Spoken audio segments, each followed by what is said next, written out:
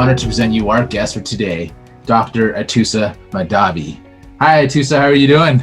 Hi, Arron. I'm doing good. Thank you for having me. And I want to thank you for coming on to the show. And I'm super excited for you to come on. I definitely have a lot of questions like lingering in my mind. But I guess the first get things started, given our current situation, what is something you're most excited about in your life right now? The most excitement, yes, there are many things, but I feel like being in the holistic health field, yes, and always wanting to educate the public about the amazing power of the body to heal itself, the amazing capability of the human system to self-regulate, self-maintain, and repair. And it is something that has become a much more relevant topic during the pandemic, and it continues to be that way just because people have really now taken a harder look at their health and their lifestyle and what makes them more immune and what makes them more vulnerable to this viral situation or the pandemic or the viral infection. Yeah. So I'm excited that I now have more ears opened to what I have to say and what I have to share. And there is more interest and there is more genuine interest, which makes me very excited to live during this time and to share my expertise and my knowledge to help people achieve their optimal health, vitality, and wellness, which is the same way that you boost your immunity. Yeah. Because the body is a system. So I'm very excited about the fact that I have, a broader audience that is seeking my advice and people like me in the healthcare. That's so exciting, and I'm very grateful and glad to hear about these projects of yours that you have going. It is definitely, how would you say it?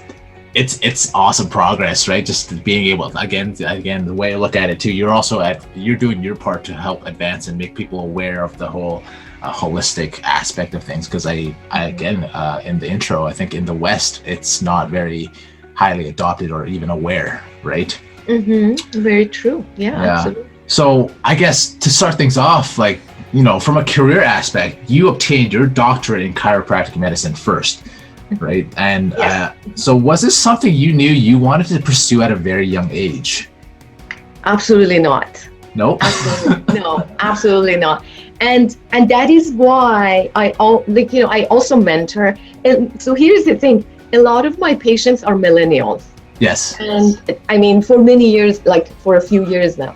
And a lot of them, when they were in their early 20s, they would ask me for mentorship too, because they still didn't know what they wanted to do. I even have 18 years old and 19, 20.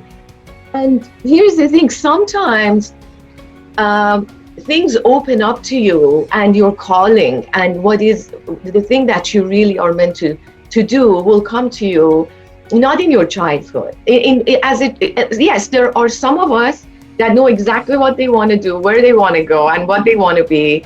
As a child, more power to them. But some of us know. I mean, as a child, I wanted to become an astronaut. Oh, wow. Yeah.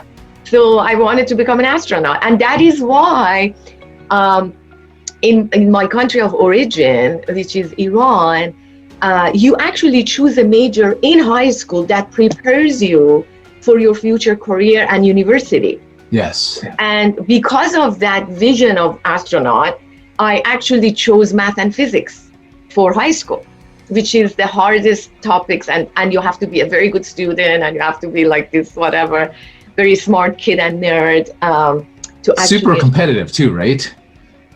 Math and physics? Super competitive, I would imagine. In university. Yeah. In university, okay. Not in high school. Okay. No, in high school, as long as you had a certain grade point average, and also your grades in math and science was good in junior high, yes, then you will go. There is no competition. Then you will enter into math and physics. But then university would be very competitive. Yeah, in that field. I see. I love how you mentioned that. I love how you said that, because yeah, I think this is one thing that a lot of people don't talk about, where yeah, when we're in our early 20s, we're expected to have things figured out. And Yeah. in fact, I think our universe, or I think you and I have a lot of similarities in thinking of looking at how the universe works. We can say there's a higher being or whatever it is, but like life has its very interesting ways of panning things out for you. Yeah.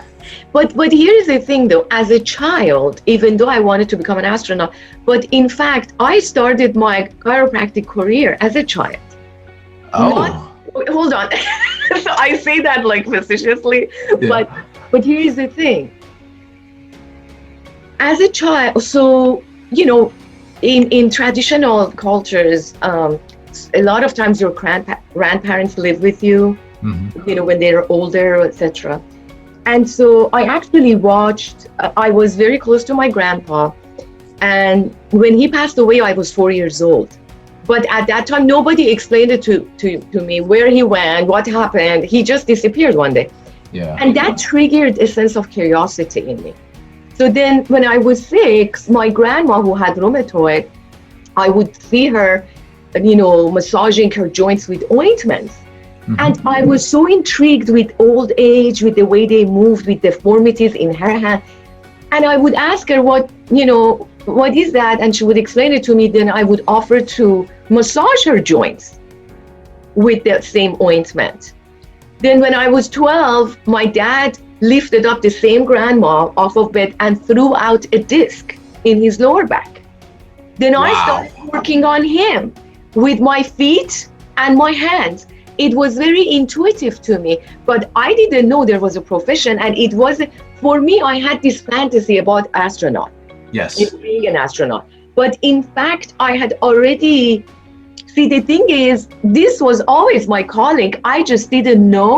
Yeah. And I didn't know that there is a profession, or I didn't even feel like I wanted to do it as a profession. As a kid, even though I was just naturally doing it.